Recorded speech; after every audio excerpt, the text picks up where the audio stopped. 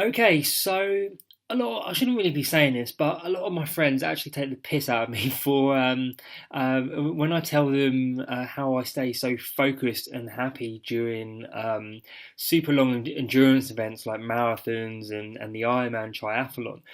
Because my surname's Knight, they normally call me the Jedi Knight with my Jedi mind tricks. So I couldn't do a course on how to run a marathon without sharing my Jedi mind tricks. So this section is dedicated purely to those tricks, the various mental games I use to keep myself in a really good frame of mind, to keep myself happy, and also to keep myself driving forward. Like as I've progressed from from my first half marathon all the way through to the Ironman, I've become a lot more.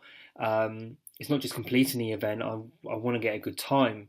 So I've been playing with various techniques and stuff like that. Games you can play with your mind to really sort of enable that to support the happy, positive feeling, but to keep driving ahead. Going for that a little bit more. That's what I'm going to be sharing with you in this section. Now, I mean, I've been into sort of personal development, self growth for such a for young as I can remember.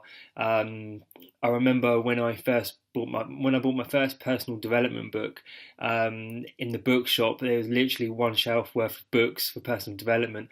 Now, when you go in, you see entire sections dedicated to the topic, and it truly is fascinating. So, a lot of the tricks that I'm sharing with you are based on the various disciplines of personal development that I've sort of studied and practiced over the years. So, NLP, which is neuro linguistic programming, reframing, loads of various sort of tools and techniques from various disciplines that I kind of sort of merged them into one to create my own sort of unique stuff that kind of works. All right.